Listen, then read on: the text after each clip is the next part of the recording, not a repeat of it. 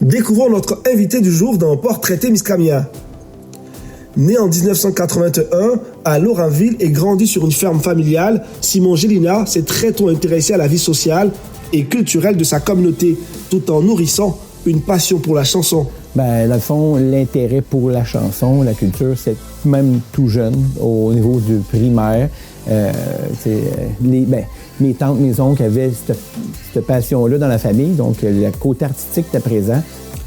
Il participe à plusieurs concours, se distingue à l'échelle régionale et se qualifie même pour Star Academy. C'est une belle expérience. Puis tu sais, on va toujours apprendre un peu, puis au niveau vocal aussi. Tu fais comme, ça passe, ça passe pas, ça, ils veulent ça. Tu sais, ça vient nous aider à forger un peu la personne ou l'artiste qu'on peut devenir. Il est de ces hommes qui, de leurs mains, ont enfoui dans la terre un roseau qui fleurira, et même après qu'il partira, car plus fort que l'hiver, il survivra. En 2000, il fonde sa propre entreprise agricole en élevant des moutons sur la ferme familiale. 5 ans plus tard, il épouse Sandra Doherty, enseignante, avec qui il fondera une grande famille, 7 enfants, dont une fille et 6 garçons. À seulement 27 ans, il fait ses premiers pas en politique municipale comme conseiller, avant de devenir maire de Lorainville, un poste qu'il occupera jusqu'en 2023. En parallèle, il découvre sa fibre d'organisateur en s'impliquant activement dans le carnaval de Lorainville et dans de nombreux événements locaux. Puis j'ai embarqué là-dedans, puis là, il fallait qu'il nomme un président, puis on nommait le plus jeune de la gang, qui était moi. Fait que tout de suite en partant, j'avais un rôle de présidence, de relever un carnaval où on n'avait pas de fonds, qu'il y avait déjà une mauvaise presse un peu parce que les gens disaient ce que je pensais aussi beaucoup, de dire, le carnaval, moi, j'ai dit, ça, on le reprend, on ne le reprendra pas à moitié. En 2023, il relève un nouveau défi en acceptant le poste de responsable des loisirs et du développement de sa municipalité. 1 an plus tard, il est nommé directeur général adjoint, tout en conservant ses responsabilités aux loisirs. Profondément attaché à Lorainville, Simon Gélina se dit fier de contribuer à son développement et à son dynamisme. Son engagement va même au-delà de la municipalité. Il accompagne les jeunes du secondaire dans le spectacle Finson Show, une production étudiante regroupant plus de 60 participants. Homme de famille, bâtisseur et passionné de sa communauté, Simon Gélina porte littéralement Lorainville tatoué sur le cœur. Simon Gélina est aujourd'hui notre invité dans Portrait Témiscamien.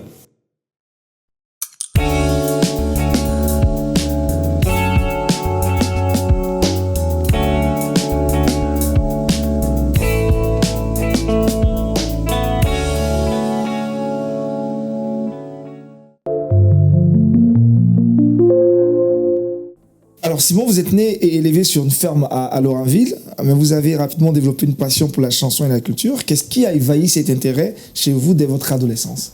Dans le fond, l'intérêt pour la chanson, la culture, c'est même tout jeune, au niveau du primaire. Mes tantes, mes oncles avaient cette passion-là dans la famille, donc le côté artistique était présent. Puis j'ai une tante qui m'a apporté justement dans la chorale de l'église, puis de commencer à chanter un peu, mais tu sais, quand on est jeune, on n'est pas tant bon. Fait que les autres riaient de moi, puis on dirait que ça m'a comme donné un petit push de faire comme je vais pratiquer, puis ça va aller. Je vais aller une petite coche plus haute. J'ai commencé là à chanter à l'église, puis après ça, les spectacles ont venu des spectacles d'école, puis après ça, avec. J'aimais aussi pousser la note beaucoup, fait que tout ce qui est un peu opéra, ces choses-là, ou des chansons à voix, c'est ça qui m'amenait. Puis tu sais, dans le temps, il y a des gars au Témiscamingue qui chantent, et il n'y en a pas beaucoup, fait que je ressortais vraiment du lot. Fait que les gens me connaissaient, ils me connaissent encore parce que j'étais le petit Gélina qui chantait à l'oreille. Et ce qui est extraordinaire, vous avez remporté plusieurs concours et vous êtes même qualifié pour Star Academy dans la région. Comment ces expériences ont-elles influencé votre parcours? Dites-nous un tout petit peu. Écoute, on apprend beaucoup sur nous, ça c'est sûr. En faisant des concours, on est pris, on n'est pas pris. On se gonfle une ballonne, on se fait des espoirs, on se la fait dégonfler. On apprend vraiment là-dessus, je te dirais. Mais c'est une belle expérience. Puis, tu sais, on va toujours apprendre un peu, puis au niveau vocal aussi. Tu fais comme, ça passe, ça passe pas, ça, ils veulent ça.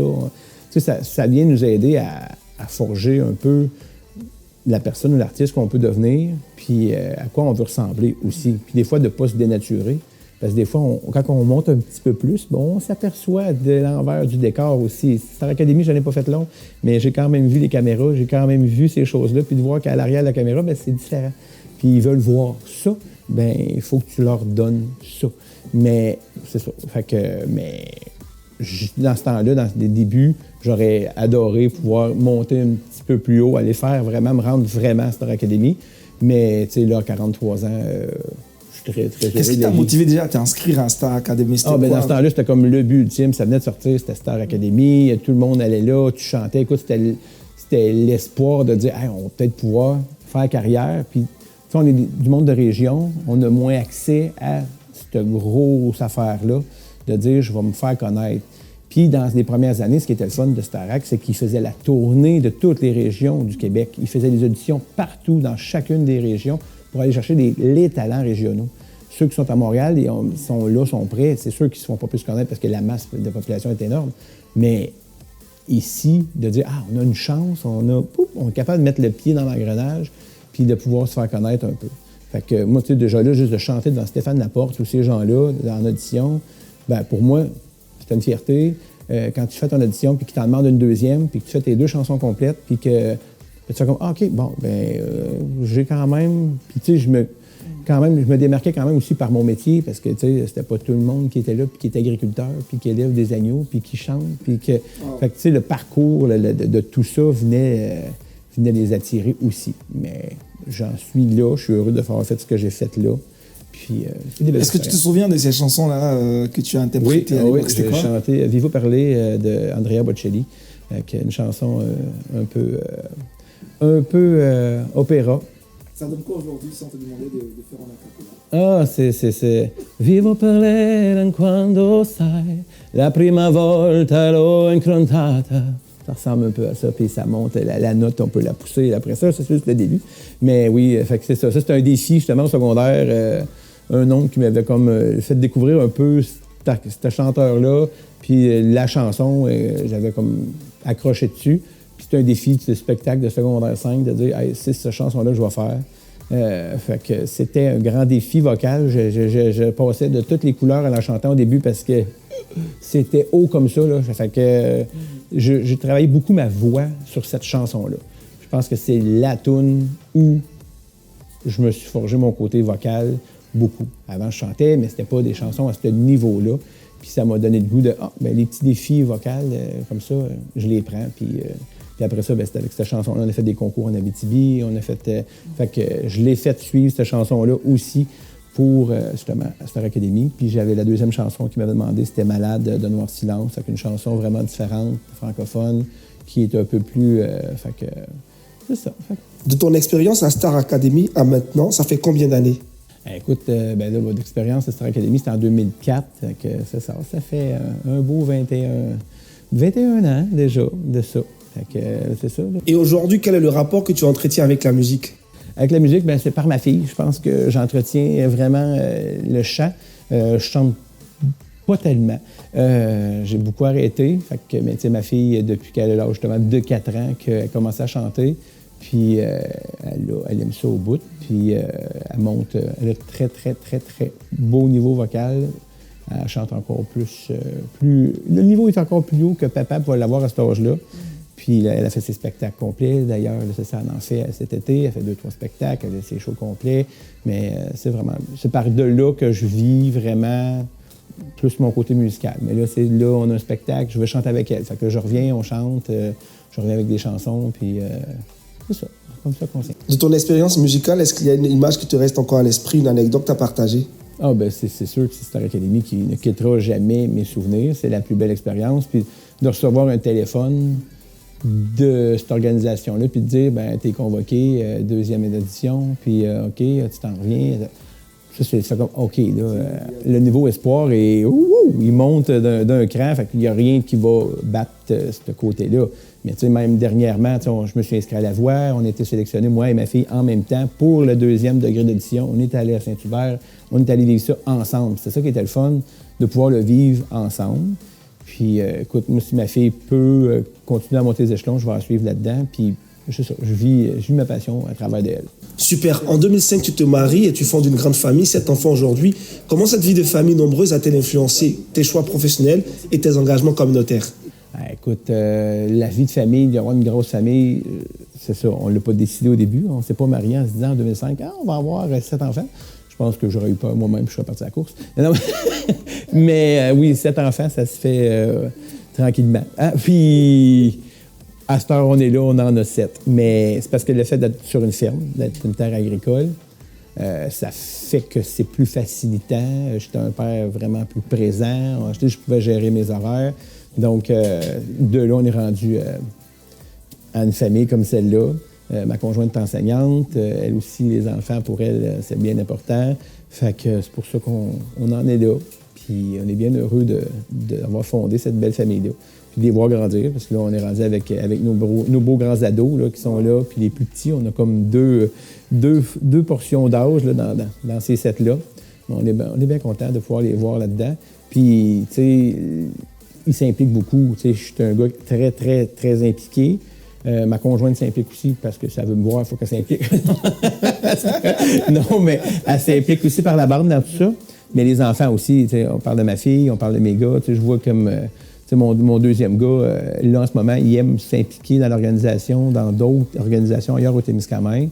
Mais je pense qu'il y a cette piqûre-là qui va faire qu'il... C'est le fun de leur montrer aussi l'engagement social. Puis je trouve que c'est le plus bel exemple. Je l'ai vécu avec mes parents parce que mes parents se sont beaucoup impliqués. Mon père était dans les pompiers, il était dans les regroupements des bergers du Témiscamingue. Ces choses-là, je les ai vus organiser des choses, de mettre des choses en place. Je pense que c'est ça qui m'a donné cette fibre-là organisationnelle. Puis je suis content de la transmettre à mes enfants. Bravo. À 27 ans, tu décides de t'impliquer dans la politique municipale. Qu'est-ce qui t'a motivé à briguer un poste de conseiller, puis de maire? Et comment ces rôles ont façonné ton parcours? Écoute, 27 ans, conseiller municipal, je ne savais même pas que ça mangeait en hiver, je pense. Dans ces années-là, on dirait que les gens suivaient de plus ou moins un peu tout ce qui se passait au municipal. Mais il y a un des messieurs que je connaissais un peu à l'époque qui m'a approché. Il dit « Ah, Simon, ça ne te tenterait pas d'embarquer là-dedans? » Il y avait un gros dossier qui se passait à Lorrainville, justement. Puis là, il y avait une nouvelle équipe qui était pour venir prendre place. Fait que moi, je dis « Pourquoi pas? Je vais aller essayer, je vais aller voir c'est quoi. » Oui. Fait qu'on est rentré là. J'ai été élu comme conseiller en 2009. Puis on a fait 4 ans assez houleux. C'était pas tout évident. Puis après ça, j'ai décidé, là, au bout de ces 4 ans-là, de me présenter à la mairie.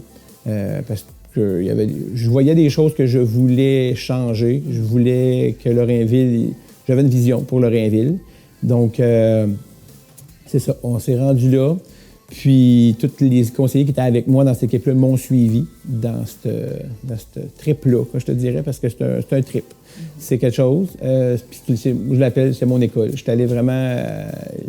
la mairie, c'était mon école. J'ai appris énormément, beaucoup de choses différentes, mais beaucoup de plaisir. Parce que, puis moi, je suis un gars, quand je travaille, je vais avoir du fun. Ça, c'est clair. Avec qui je travaille, si j'ai pas de fun, ça avancera pas. Puis... Le but, c'était de donner vraiment, de rendre Lorrainville dynamique. Quand j'étais jeune, on entendait, puis on était adolescents, ces choses-là, puis tu sais, les gens, on se dit, Lorrainville, c'est un village de vieux, puis ça bouge pas, puis il n'y a rien à faire. Puis moi, je me disais, un jour, Lorrainville, ça va changer. Puis c'est ça, au fil des ans, à instaurer de nouvelles choses, à amener du loisir, puis on a mis sur pied le comité événementiel, qui avait l'action bénévole qui était présente, puis que les gens de la municipalité pouvaient venir s'impliquer, puis d'avoir un sentiment d'appartenance à leur municipalité. Pour moi, ça, c'était important, qu'on soit fiers de ce qu'on a. Puis là, après toutes ces années-là, à ce que le comité événementiel ait mis les choses, instauré ces choses-là, puis on a travaillé sur le développement aussi, de ne pas avoir peur de dire on va ouvrir 2 rues, parce qu'on veut que les gens viennent y habiter. On a des commerces à Lorrainville, il faut qu'ils roulent. Il faut amener de l'eau au moulin, il faut amener des gens, il faut amener du dynamisme. Les gens qui vont venir faire des activités à Lorrainville vont arrêter à l'épicerie, ils vont aller au dépanneur, ils vont aller tanker leur auto. Fait que c'est ça qu'on voulait amener. Puis là, maintenant que je suis rendu là en poste, écoute, mon rôle est encore plus actif. Puis j'ai les 2 pieds dedans. Aujourd'hui, tu te lises combien d'années dans ton engagement municipal? Écoute, j'ai eu 15 ans là, au point de vue élu municipal. Puis là, ça fait 2 ans et demi là, que je suis à l'emploi de la municipalité.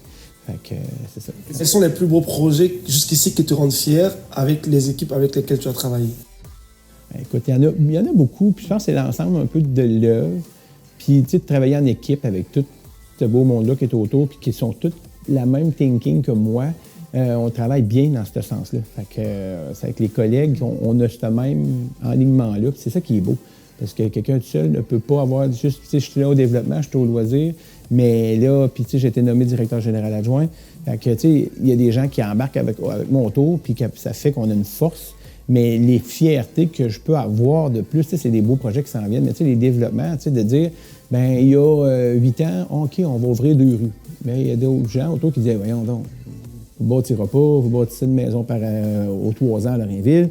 Mais de voir que là, en ce moment, ces 2 rues-là vont être pratiquement complètes, qu'il y a des blocs à logement qui se bâtissent, qu'il y a une garderie qui arrive, on va rouvrir d'autres rues, on a des entreprises qui s'en viennent, les gens du commercial veulent venir faire du commerce à Lorrainville, venir s'implanter ici. Ça, pour moi, c'est ça la paye. Là, on récolte ce qu'on a semé il y a 15 ans. C'était long. C'est une récolte, je trouve, qui est sur longtemps.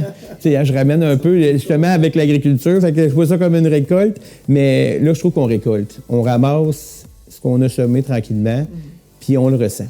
Puis je veux continuer dans ce sens-là. Puis les projets, toujours de s'innover, d'être avant-gardiste un peu. Je pense que c'est de même qu'on se démarque Lorrainville. C'est des projets comme le mini-pot. C'est un projet que, c'est au mois de mars, j'arrive à l'équipe le matin, puis j'ai dit, on va avoir un mini-pot. Moi, je vais travailler là-dessus, ça va être ça. Mais tu sais, avec le conteneur, ces choses-là, mais d'amener un dynamisme, d'amener des choses différentes, de faire parler de nous, c'est ça qu'on veut faire. C'est ça que je veux.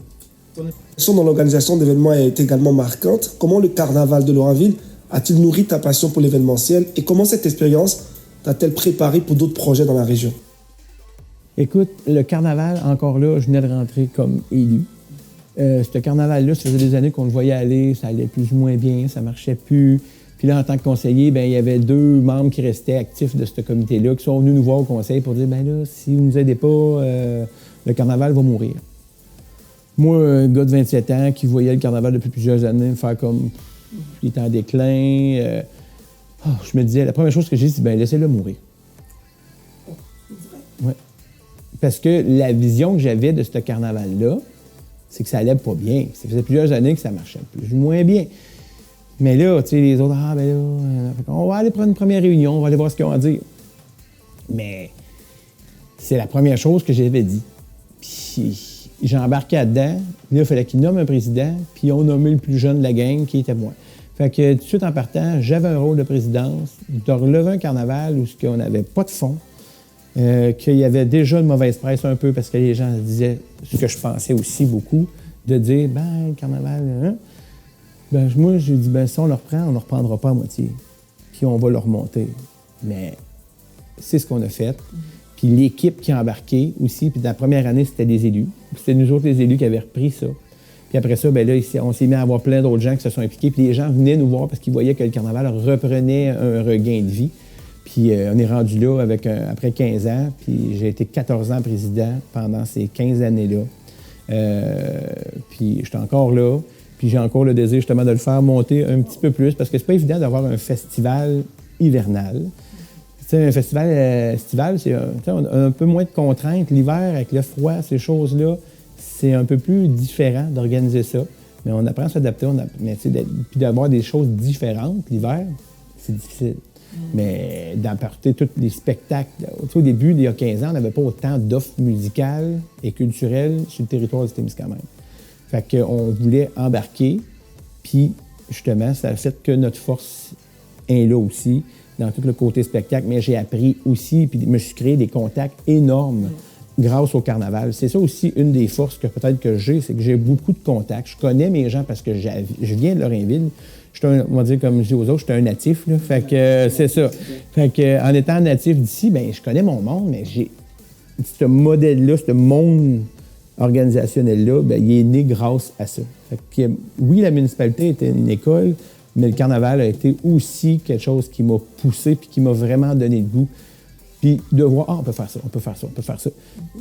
Les gens qui me connaissent vont dire, Stéphie, t'es tout soufflant à suivre parce que j'ai tout le temps des idées, puis, mais c'est ça qui me nourrit. Yes. En 2023, tu prends le poste de au loisir au développement de Lorrainville.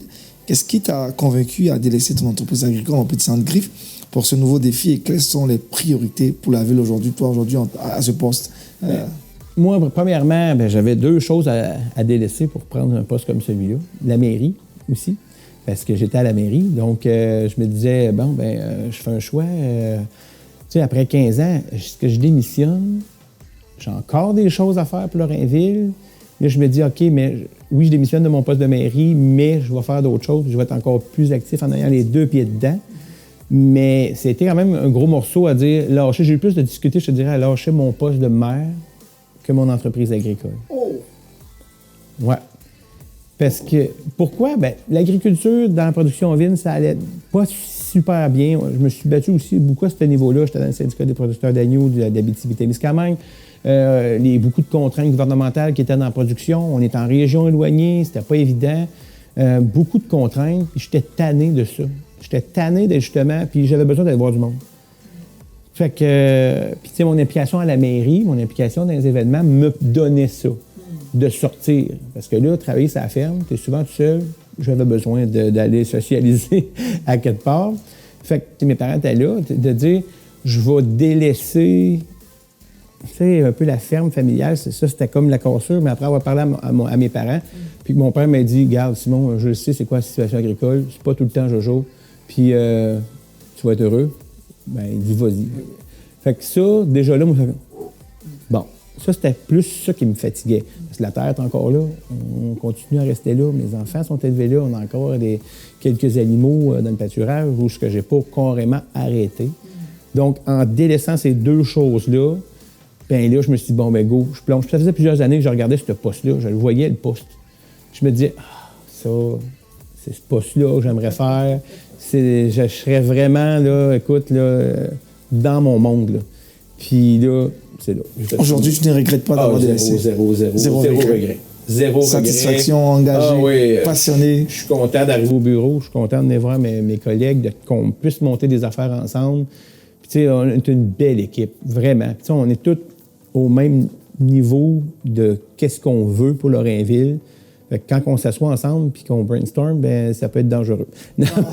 Non, mais tu sais, oui, c'est ça. Mais tu sais, on a plein d'idées, autant un que l'autre des fois, puis on va aller s'amener ailleurs dans d'autres idées. Puis tout le monde suit souvent les idées des autres. Puis ça fait que Lorrainville, en ce moment, je pense qu'on se positionne bien. Super. Alors, on va sortir du cadre. Où est-ce que tu nous emmènes? Où est-ce que tu nous emmènes? Là, on pourrait aller au Mini-Pot, ça c'est sûr. Ça, c'est mon dernier projet qui est venu au monde là, ici, là, dans la municipalité. Puis ça, je pense que c'est un de mes bébés, là. Puis je suis bien content, ça roule bien. On fait nos spectacles là, puis pendant la période estivale. Puis on s'en va juste, on va aller vous présenter ça. On y va. Yes! Simon, on est où actuellement? On est au 9 Trous, notre nouveau parcours de Mini-Pot ici à Lorrainville.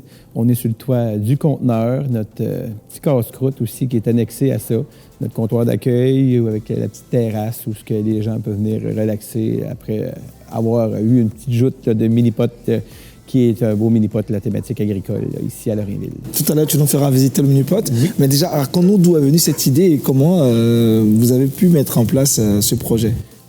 Au départ, je voulais instaurer un deck hockey, une surface de deck hockey, puis là, on avait appliqué sur une subvention, on ne l'a pas eu. Donc, en mars, je me suis dit, là, c'est pas vrai que cette patinoire-là va juste durer un mois et demi par année pour la patinoire. Puis avec les saisons qu'on vit en ce moment, les saisons sont courtes. Fait que je voulais lui donner une seconde vocation. Fait que là, on fait quelque chose, puis là, le Mini-Pot, je me suis dit, ça pourrait être bien. En plus que Lorrainville, on avait un beau parcours dans le temps ici à Lorrainville. Je me disais, c'est un beau clin d'œil à montrer ce qu'on a déjà eu dans le passé. Puis là, tu sais, la patinoire déjà clôturée, ces choses-là déjà éclairées. Fait que, puis là, j'avais vu passer ce conteneur-là, qui est ancien Paramount de rue de Rouyn-Noranda. Puis quand j'ai vu passer ça, je me suis dit, c'est le jouet pour tout ce qui est loisir que je veux faire. Fait que... On a fait l'acquisition de ça. Fait que pour tous nos spectacles, parce qu'on avait déjà ça depuis 2 ans, tous nos jeudis chauds pendant la période estivale. Fait que en ayant notre bar puis cette terrasse-là, ça venait faire une belle offre là, complète pour ce qu'on voulait faire. Et aujourd'hui, quel a été le retour de la population C'est excellent, vraiment. Puis, on a déjà des événements qu'on avait déjà autour de ça, la Saint-Jean-Baptiste ou autre. Fait que ça vient mettre notre point d'ancrage là, c'est le conteneur, tout se passe autour de ça. Puis il va servir l'hiver pour le carnaval, il va servir à tous nos autres événements. Fait que ça, les gens sont là, ils viennent participer. Les semaines de construction, un grand achalandage, les gens de l'extérieur qui viennent. Tu sais, Lorrainville, on n'est pas touristique à la base, on n'a pas de lac. Donc, c'était de faire quelque chose qu'on a, nous. Qu'est-ce qu'on a, nous? C'était l'agricole. Donc, le parcours qui est à thématique là, agricole, bien, quoi de mieux que pour venir teinter notre couleur de Lorrainville. Super. Lorrainville a une place spéciale dans ton cœur, mais tu es aussi un homme aux multiples talents. On a parlé de musique, tantôt de politique, d'événementiel. Comment trouves-tu du temps pour tout ça et qu'est-ce qui te permet de rester motivé chaque jour? Bien, ce qui me permet de rester motivé, c'est de repopper des projets. Ça, les nouveaux projets m'allument énormément. C'est ce qui fait que j'ai toujours envie de rentrer au bureau, puis d'aller travailler le matin, puis de dire « Ah, ben ça, là, on va... » Puis d'aller chercher, c'est ça, dans la nouveauté, de rester à un niveau, ça, c'est ça qui me maintient là-dedans. C'est sûr que c'est beaucoup d'implications. Je ne suis pas souvent là, mais comme j'ai dit auparavant, le fait que je m'implique comme ça, mais que mes enfants soient avec moi, que ma conjointe s'implique aussi, ça m'aide aussi à dire, ben écoute, je vais continuer, puis de pouvoir montrer à mes enfants l'implication, bien ça aussi, mais pour moi, c'est pas une punition de me rendre au travail en ce moment. Puis tu sais, au-delà du travail, il y a des implications que je fais que c'est pas dans mon travail, je suis le carnaval, c'est pas dans le cadre de mon travail. C'est vraiment de l'implication bénévole que je fais. Il y a d'autres choses, c'est le Festistra qui est là, j'en fais une partie dans le cadre de mon travail, mais il y a une grande partie que je suis là pour les aider en tant que bénévole. Fait que le bénévolat est important pour moi, l'implication, puis juste plein d'autres choses. C'est pas juste ça. La fabrique de Lorrainville, je suis allé leur donner un coup de main pour les aider, organiser des spectacles, ces choses-là. Mais c'est ça, c'est toutes des choses qui ne sont non rémunérées, puis pour moi, c'est important. Puis tu sais, je vois maintenant des gens passer, je vois des festivals, des organisations qui disent « Ah, ben du bénévolat, mais rémunéré. » Ça, je trouve, j'ai de la misère un peu, parce qu'on est en 2025, puis là, on parle à nos jeunes, puis là, tu leur demandes, c'est du bénévolat, ça paye combien? Là, il faut que tu leur expliques que du bénévolat à base, là, mon grand, c'est du bénévolat. Tu donnes de ton temps pour que quelque chose qui te tient à cœur puisse prendre un peu plus d'élan, puis c'est pour s'aider. Mais là, en 2025, je sens que les gens ne sortent jamais s'ils n'ont pas une scène pour ce qu'ils ont à faire.